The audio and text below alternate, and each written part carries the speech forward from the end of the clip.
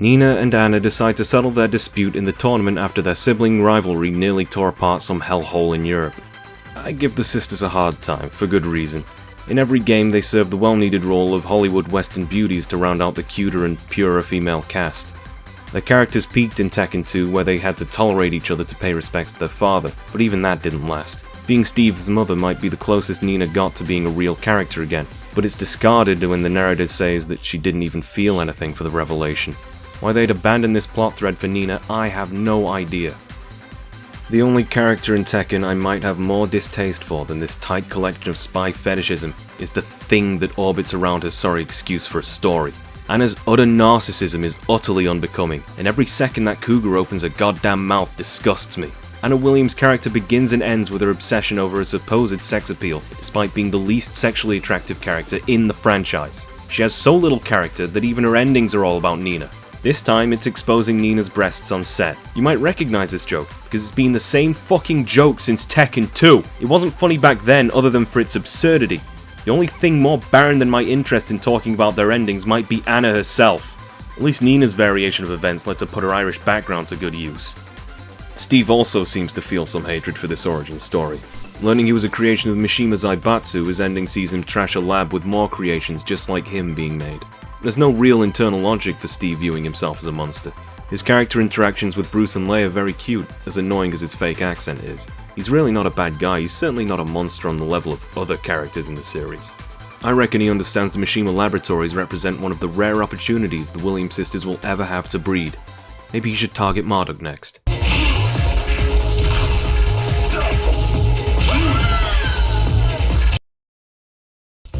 I always get what I want. Someone please cancel me, I need the publicity. Taking place immediately after King's ending, Marduk awakens from the hospital and takes the opportunity to coax King back into the ring, going so far as to wear Armor King's mask and challenge him live on TV. The tournament will be their meeting place. Naturally, King takes grave offense to Marduk pretending to be a man he shot through the head. Through King's playthrough, he encounters Julia, who seems to know him? As strange as it is, you get the sense that since they're both good people, they seem to have some familiarity with each other. Julia vows to stop King from becoming enthralled with the same anger as last time even. She doesn't stop him, and he faces the camera to declare his acceptance of the revenge match. And despite his hilariously offensive actions so far, Marduk declares to King that he's a changed man. He's going to fight King without any tricks. I think Marduk might have some kind of severe brain damage. If Marduk wins, he allows himself to be further consumed by his search for power, to the point where he's interrupting boxing matches to find opponents to challenge. It's only fitting that when King wins, he extends a hand to Marduk, inviting him to be his tag partner. Although they rehashed the same story as last time pretty much, they finally gave Marduk himself some character movement with King. The only thing that can save Marduk from getting worse is someone to stop him, give him mercy, and actually relate to him on a one-to-one level. And it shows King did listen to Julia. It's strange that almost every time the wrestlers' stories have been so consistently well written and cared for, adding a layer to the game's narrative themes. The team must be very in love with wrestling, or at least the characters they've created. On that subject, Tekken 4's ending for Paul isn't canonical, since it'd be pretty hard to divorce it from Paul winning the tournament. It's a damn shame, and his storyline this time doesn't even tread the same ground, so Paul is still an idiot. He's still the series' biggest clown, and I think everyone knows his character is capable of so much more. The team didn't want to do anything with him. The only saving grace is that I guess it fits with the game's themes this time around. Paul goes crazed with power, searching for bigger and bigger challenges like Marduk. If you were so inclined, you might even say Paul's story is redundant when Marduk does it better. There's so many redundant characters in this game.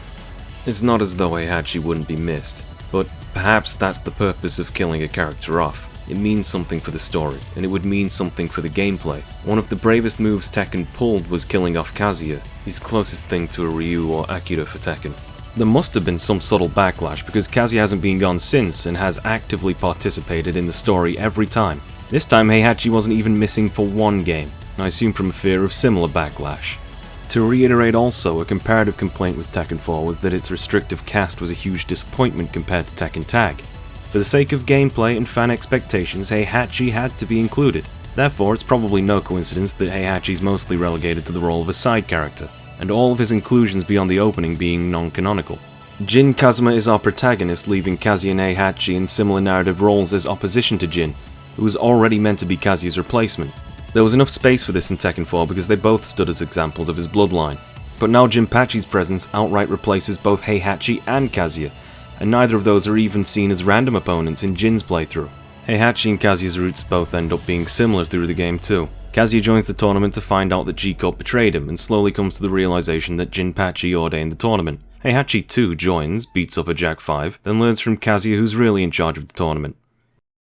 We get a little bit of actual information in Raven's route where he explains how Hei survived the explosion. He flew, landed in a graveyard, then dug himself out of the graveyard. People remember the opening of Dark Resurrection making this look badass, but it was played for laughs in the game because of all characters to become a joke. Heihachi is now a joke character. There was always subtle jokes that came from Heihachi. The entire lineage looks the way they do because they use static electricity as hair gel, but Heihachi always looked somewhat like a devil with horns. He looks bloody daft, but you'd never say that to his face. In Tekken 4, one of his costumes has him bearing full ass cheeks. The fudanshi is a traditional Japanese underwear from Japan, from the pre-war era, and men used to strip down to it to work on hot days. When he was wearing it, it was funny, but it was also a sign that he meant business in his own antiquated way. All through the series, he's been the stature of antiquity. A small note in Tekken 1's manual said that whilst Heihachi collected geta, Japanese traditional sandals, Kazuya collected sneakers, American traditional trainers. Even though Heihachi is ridiculous and easy to make jokes about, he's still self-serious. His absurdity comes with a calm confidence, and his eccentricities can be traced back to his defining character traits. So I have to ask, what's traditional about chaining your family to a rocket and blasting them into space? What informs this decision? Doesn't he have his sample of the devil gene now? What happened to that plot element from the last game? In fact, he even managed to avoid Jinpachi turning into sand upon defeat, which he does for every other character without fail. Fortunately, Kazuya has a real ending. He quite looks forward to the challenge of Jinpachi. Pretty astounding to see him speak to anyone with such a polite tone. The amount of respect he gives his grandfather is out of character in a way that deepens Kazuya's image. And after defeat, it flashes back to childhood memories together. Jinpachi is likely the only decent father figure he had in his life, but he still strikes the geezer down without remorse. Kazuya is still absolutely evil, but it raises the question of what would have happened if he had better guidance in life, if he had cared for something other than just power. Heihachi's joke ending is likely to avoid the response, but Jinpachi raised Heihachi to Kazuya's story. In Tekken 2 there was an etching on the floorboards of the final room of a Japanese love umbrella. Consider it like a carving of a heart with two names into a tree. The two names here were Heihachi and Kazumi, implying Heihachi once had a deeper history. A mysterious name. How did they meet? Who was she? Why isn't she here anymore? What did she want for her son? What did she want for her presumed husband? How much did Heihachi give up in his quest for power? The previous Tekkens gave implications of much larger character traits and stories with subtle details, and it spoke of a character who was worth more than this treatment. The least they could have done was have him be a serious character in other endings. Lee uses Heihachi as a butler and keeps him on a tight leash with PTSD. Bruce encourages a kid to be able to fight. This child is never seen again. Beg also gets pretty much nothing after he had a really nice story in Tekken 2. Roger Jr. gets in his mama's pouch after his dad's gone out to buy a pack of smokes. At least Roger's return is funny, but other than Jinnei, every Tekken 2 return is left in the dust. The returns aren't worth it when their supposed deaths are the cornerstone of Tekken 3's plot in subtext. The stakes were raised in Tekken 3.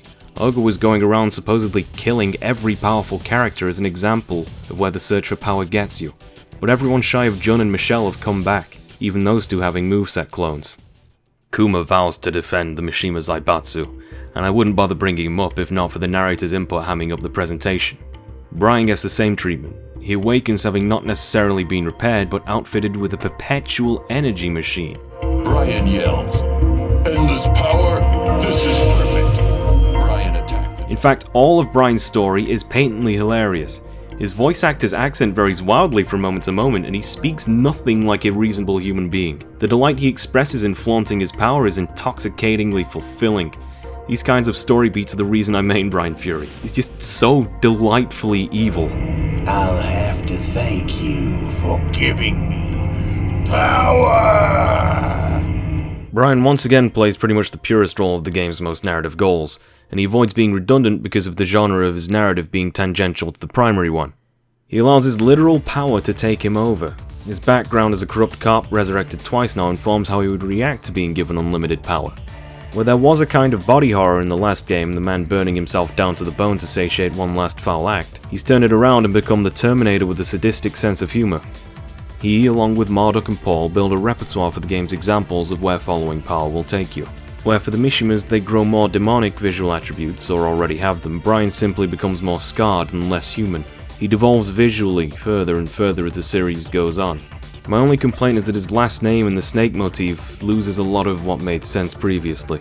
And naturally, the only thing that can hunt down the Terminator is the Predator, which I believe informs Yoshimitsu's design cues in this game, although I have no goddamn idea. I love his designs, but I cannot dissect them.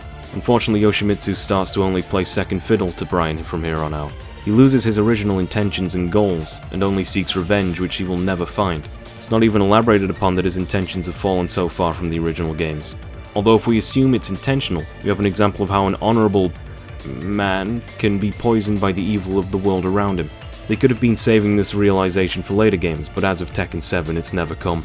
Christy&Eddy too have their moment in the spotlight. They share the same basic story. Christy's father, or Eddie's capoeira master, is suffering from a fatal illness, and the only thing that might potentially cure him is the vast riches and technology of the Mishima Zaibatsu. For Christy, this is very straightforward and uninteresting. And despite Eddie being an unlockable costume, he has his own spin on events even. He defeats Kazuya, the man linked to framing Eddie for his father's murder. Kazuya makes a hobby of killing fathers, so it's natural Eddie would jump to the conclusion he had direct involvement. Of course, it's a happy ending for Eddie and Christy, but for Eddie, it's the redemption of avenging his father and rescuing his new father figure from death. It's more meaningful and personal to his character arc, ironically enough, because of how it's written, despite the lack of family relation. It's an incredible improvement over their absurdly dull story in Tekken 4. There are indeed a lot of improvements in the form of regressions that come as a result of heavy course correction away from Tekken 4's degrading image, and less competitively reliable systems. The most basic game mechanics are identical. Perhaps the buoyancy of enemies mid-juggle isn't anywhere as high, and your tech rolling options when hitting a wall have been more clearly defined. It might even be harder to remain stuck in a corner now on Wake Up, with the increased roll ranges. But that's where the unique opportunity to contrast Tekken 5 Dark Resurrection comes in. Interestingly, the trimmed-back juggle mechanics were reinstated and made slightly more expressive, giving opponents a bit more buoyancy in the air. This speaks to a smaller change in the Japanese action game corner when Devil May Cry was a surprise hit. The rewards you get for juggling an opponent were validated. Health bars weren't increased, but generally damage came down of slightly more often used moves, letting rounds play out for a little bit longer. Overall, almost every character got a new move or two, including the additions of 2 new characters and a returning oldie. Character-specific tech was modified where characters will react differently to specific moves on counter hit. Using Bryan as my most familiar example, Tekken 5 saw the introduction of the taunt jet upper, and while standing left kick, a knee into jet upper. By Dark Resurrection, the knee's reaction was modified into merely a launcher in its own right, but one where it's difficult to get extreme damage. Back right kick will knee the enemy's face. In Tekken 5 this is just nice damage, but by Dark Resurrection it acquired a stagger. This is a good opportunity to break down follow-ups. When the knee connects with Xiaoyu's face, she's trapped in a staggering animation. Nothing that Xiaoyu presses will stop this animation now. By the time Bryan is recovered from his kneeing animation, he still has time to attack Xiaoyu while she's stuck in a stagger. This difference is about 15 frames. This means that in the open, Bryan can buffer a forward in the knee animation, press forward again once the animation is stopped, and then finally press right punch to start a 13-frame move. Because it only took 2 frames to perform the Mach punch, buffered, it comes out right in time to hit a defenseless Xiaoyu. And closer to the wall, the same applies. Back right kick staggers Xiaoyu, but she has nowhere to stagger into, so this means Bryan can use his 13-frame launcher, Jet Upper, to launch Xiaoyu.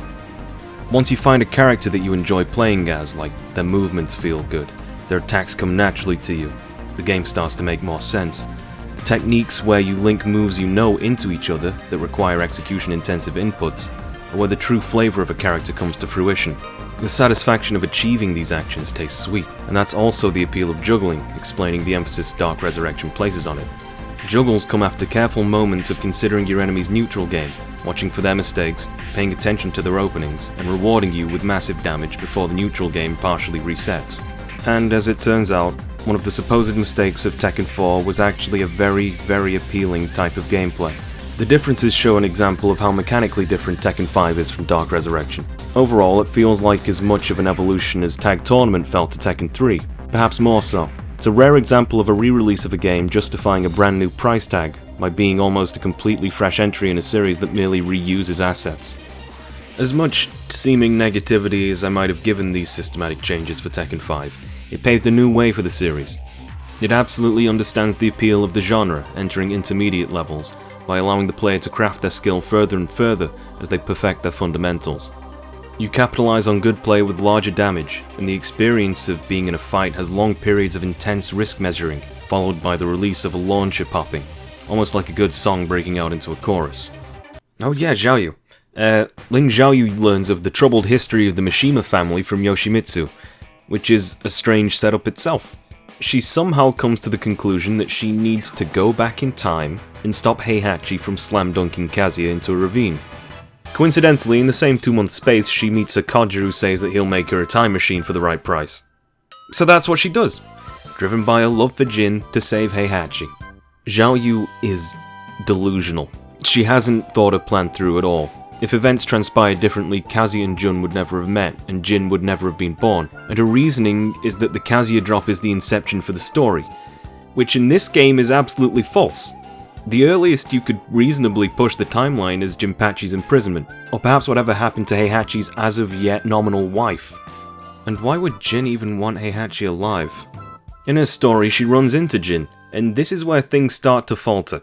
Jin is an incredibly self-serious character, and even Xiaoyu's taken aback by how absorbed Jin has become in this genuine family problem, and yet he cares enough for Xiaoyu to warn her away from the dangers at the end of the tournament. It's some of the little humanity that Jin has even been given in this game. And Xiaoyu just crashes head first into it, explaining her ridiculous plan to meddle with the space-time continuum. Jin can only answer in his own self-serious way that time cannot be reversed, maybe alluding to why he sees he has to rejoin this tournament. There are problems in his family that he only sees himself fit to deal with in a mature way. This role was cast before he was born, and those events were around for longer than him, and in the best case scenario they can be solved within his lifetime. She's always been the cute face of the series to juxtapose Jin's handsome face since Tekken 3, but the clash of tones is absurd. She's not even in the same genre anymore. It's genuinely upsetting that the only person capable of getting more than a dismissive remark or apology from Jin won't listen to him at all. The only person who has a chance to understand him refuses to. This was Xiaoyu's chance to actually have a meaningful relationship with him. Everything about his body language tells you he's bearing the weight of the world, and the only person he has to turn to is an anime character. After beating the love of her life in front of a bloodthirsty crowd, there's nothing restraining her insanity. She says things can go back to the good times, the way they used to be. But what good times were there? Every Tekken game excluding Tekken 4 has been a darker and darker descent into the horrors that surround power, and the negative consequences it has on everyone around you. Almost every happy ending is non-canonical. Each tournament's winner has been close to the worst case scenario if you exempt human annihilation. Jinrei never avenged Jinpachi, Paul never grew up, Eddie will never save his master, King never donates Zaibatsu money to orphanages, Julie and Michelle will never fix the rainforests, and Yoshimitsu will never save the impoverished. Xiaoyu is a foreigner in the universe right now. It's absolutely absurd to see her and Jinpachi in the same screen at this point. And when she gives Jinpachi exactly what he wants, which happens to be death, she still keeps her act up. And in the end, Xiaoyu's stupid goddamn time machine ends up causing the entire series to happen. The tones clash so wildly, and with such friction, I never stopped laughing. The creators were poking fun at the overly dramatic elements of the game, and flanderizing her character to expose soap opera melodrama by denying the in-universe outlet for that shock. But that itself created more tragedy when the joke required Jin to actually open up to someone to create the necessary irony. Tragedy and comedy often go hand in hand because there's a necessary irony to write both. It's not a coincidence that they were Shakespeare's two specialties. The line becomes blurrier the more lightly you portray tragedy or the darker your comedic tone becomes. This is where Xiaoyu lies. Her innocence and purity just doesn't belong here. She is related to Jinrei in some distant way and knows him well enough to be comfortable treating him with disrespect, which draws into focus her ethnicity.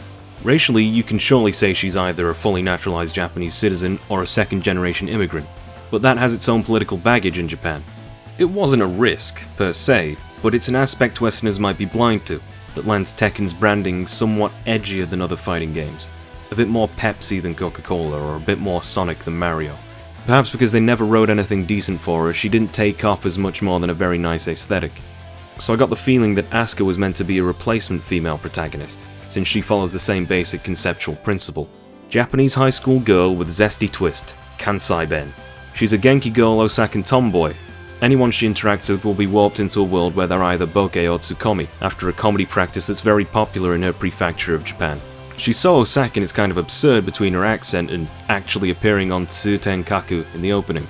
She's also got an actual familial and mechanical relationship to Jin too, being a descendant of Jun and using her fighting style. Jun as a character has developed a kind of deific quality despite the best writing she ever got being in Tekken 3's backstory, and maybe Tekken Tag. If she were to come back, however, the entire narrative falls apart. It's understandable they'd replace her but keep her fighting style. It's strange they were tasteful enough to leave Jun dead but not Heihachi or other Tekken 2 returnees who did nothing but add a move list to the game. Another moveset that returns in the form of a distinct character is Tekken 3's Jin. The fusion this time is Devil Kazuya and Jun, along with some original moves. This creates Devil Jin. Visually, there's some references to Tekken 4 in the chains that surround his legs. And in this form, it's very clear that Jin is a slave to the devil, having fully sold his soul. It's interesting to compare Devil Jin narratively to Jin. Devil Jin is self-assured that he's in control of the Devil Gene, yet he clearly shows signs of being possessed by something and speaks about himself in plurals from the third person. He almost verbatim quotes Kazuya before he...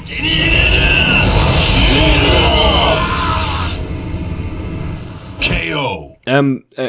Asuka starts off looking for revenge for her hospitalized father, quickly finds it and uses the rest of the tournament to have fun, so I really wonder why they bothered to make this a plot point. But at the very least, she's actually a fun character too. She has small stints of being a serious character in this game, which always feels shocking, but they're never when you play as her, so she gets her ass kicked. Where Jun represents what's good in Jin and Asuka is her descendant, Devil Jin is a Jin that's consumed by the will for power, so it makes sense that she's his sub-boss. In Devil Jin's ending, he defeats Jinpachi and absorbs his power, before going even further beyond and presumably destroying the planet. In contrast, Asuka will defeat Jinpachi and try to resuscitate Jin. Her touch seems to calm the devil within, building upon Jun's relationship to him, and Jin's touch seems to do the complete opposite for Asuka. The Fourth Snake made a YouTube video about how Asuka has the potential to be a protagonist, and I'd agree that could have been their original intent, but they entirely failed. Her personal motivations for joining the story fall away immediately after being introduced, and she becomes a wandering character, exempt of personal motivation within the very same game she was conceived. The only thing they accomplished with her is officially canonizing some Tag 1 lore and giving us yet another joke character. Despite Ling's insanity, she's still the protagonist of her own story. Even Paul has his own motivations and will. Asuka ends up as an event character for Jin, having no impetus of her own, with magic power donated to her through the wonders of nepotism. And this isn't to say the team doesn't know how to write. I've given plenty of examples of returning characters who were gifted with thought-provoking narratives.